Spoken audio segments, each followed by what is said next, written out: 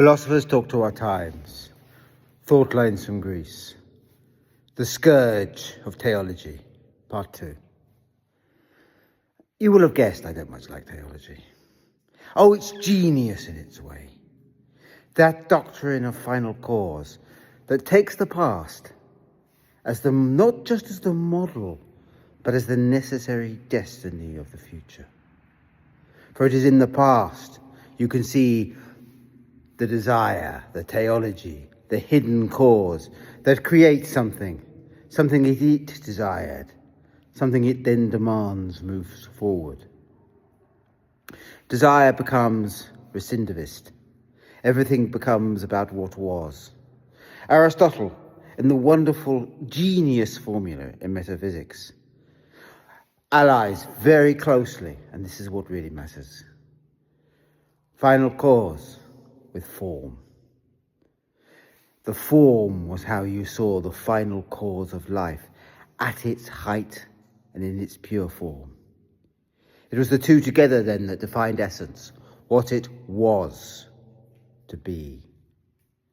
You can hear the influence. It has already slipped into the past. This folding then, and the creating of a past that repeats itself, not just because the past always repeats but changes each time, a necessary repetition that is one time tragedy and then farce, that repeats in its very difference, as later thinkers from Leibniz onwards would have it.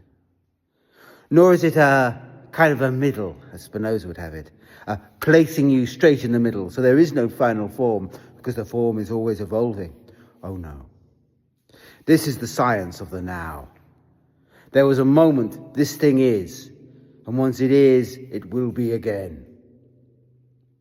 Now, there is absolutely no doubt, and I am being rude, and I'm going to be very rude, about the notion of final form, and by implication Aristotle, the horrible misogynist. But it is genius. And he has hit upon something deep about the ineffability of things, which he then hams up. I mean, for instance, the ineffability of life. In a sense, Aristotle's final explanation of life, the essence of life, is living by means of a means. That is, when he has to understand what the soul is, it is that agent that turns an innate corpse into a living thing. It is necessarily immaterial, therefore, given in the form of an evolving life. He creates a teleology that defies materiality, as it embodies some cause that is actually defined by ultimately the effect, as we would probably say now, of the body to be alive. All of that is later problems for later philosophers. But it is why, for instance, Spinoza takes such great care to claim that the body genuinely does not include anything of its form. It's not the form that gives the essence of the body, so much as the way that form is affected, changed by other things. I should probably say that a little differently. It's not that the form is the essence of the body, rather than gives the essence of the body. An existing form gives the essence, but the essence isn't the existing form. Okay, philosophy lecture over. What does this mean? Well, that alliance of the past and form, and the tendency to take the notions of final cause and form, and apply them across the board, is one of the great scourges of philosophy. It's one of the things that makes it difficult and obnoxious.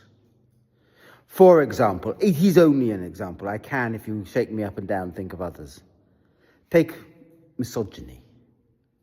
Would misogyny, in its current form, be thinkable without a certain obnoxious form of Christianity? Well, probably, but it would be different. And that obnoxious form of Christianity was translated into the scripture, no doubt by thinkers like Paul, who was certainly submerged in the world of Aristotle, and is a clear genius in his own right. Again, I'm not knocking his thinking. I'm knocking the way that it gets believed. You can't knock the past of being the past, but you could knock it if it becomes into the future. You see, once you've got an idea that essence is fundamentally defined by what did happen, it's always caught in the past. Once you've got that idea, it becomes very easy to use it to justify a mythical past in which you were powerful, in which you imagine your power, in which you wish to relive what you think would have been your power in that past. It doesn't essentially matter for a teleology, although it is recidivistic, if the past it talks of actually existed. In a sense, that is utterly immaterial. All you have to do is appeal to a certain structure, and appeal to a past that creates a form in the future, that creates a form in the future of others, a demand that they are of this thing, and this thing alone. How else can you understand that phenomena, that modern horror of tradwives? Here is an appeal to a past that never was, really never was, not even in the 1950s where everybody was pill popping.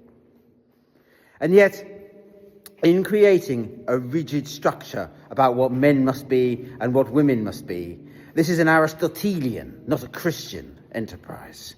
What you're saying is then that women must conform to the Aristotelian model, where women supply the essential cause and the material, basically the baser forms of materiality, and men give the form and the final cause to the world. A formula then that creates very rigid structures that are strangely brittle, and that fantasize always about their own demise. They're brittle because they're created by a set of desires poured into a certain form, and the minute that form is gone, the desires lose their ability to incarnate. And that brittleness is, of course, personified by cruelty, by a demand that this rigid structure, and this structure alone is, and ignoring, as Aristotle always did, about all the other causes, all the other features beyond the final cause, beyond that could allow the form to be at all. I've just been rather unfair to Aristotle. He considered it, but his people who use his thing thought never do. Aristotle, then, he's not responsible for the trad wife, but the trad wife would be unthinkable without that idea of the final cause, existing desires, what I always believed, what I hoped was true, incarnating across a certain form, a certain structure that embodies that truth, that gives you the will of God, by which I mean my will, my desire in the world.